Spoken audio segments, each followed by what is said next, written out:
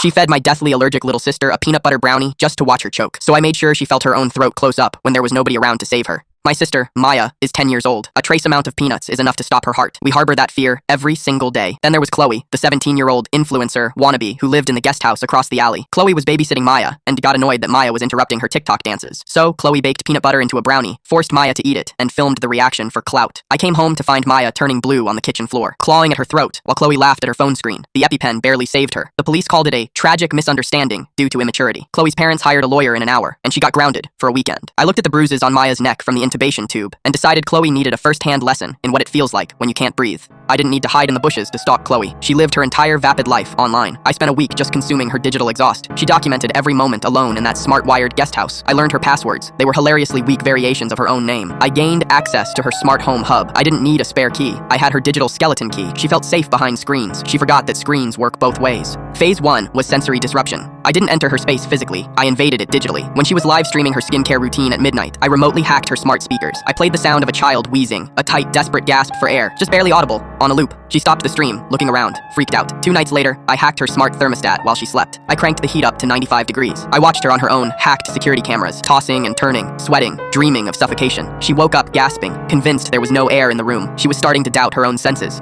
Phase 2 was the personal touch. I waited until she went to a party. I slipped into her guest house using the digital lock code I'd stolen. I went to her pantry. I took her expensive protein powder, the one she drank religiously every morning, and dumped it out. I replaced it with a harmless, flavorless powder that mimicked the texture perfectly. But right next to the tub, I left the empty, washed-out peanut butter jar from the night she poisoned Maya. When she came home and saw the jar sitting there, I watched on the camera as she had her first real panic attack. The finale was a breakfast she'd never forget. Tuesday morning, I watched her make her shake with the fake powder. She drank it down. 5 minutes later, I cut the power to the guest house, wirelessly locking the electronic deadbolts. I was already inside the utility closet. I stepped out into the living room wearing a full yellow hazmat suit and a gas mask. She was already hyperventilating from the dark and the locked doors. When she saw me, she screamed, clutching her throat. "What did you put in my drink? I can't breathe." The placebo effect is a powerful thing. She was already convincing herself her throat was closing. I stood there, the sound of my breathing, loud through the mask filter. It feels tight, doesn't it, Chloe? Like no matter how hard you pull, the air just won't come in. I tossed an EpiPen at her feet. It was expired and completely empty, but she didn't know that. You have 3 minutes before your airway collapses. Figure it out. I watched her jab herself in the thigh with the useless needle, screaming, choking on nothing but her own terror, convinced she was dying alone on the floor. I left out the back way before she realized she wasn't actually poisoned. She was found hours later by her parents, catatonic from terror. She was hospitalized for a severe nervous breakdown. She lives back in the main house now, under 24-hour supervision, with no internet access. Maya is okay, but she still checks food labels 3 times. And Chloe? I hear she can't even look at a smoothie without gagging.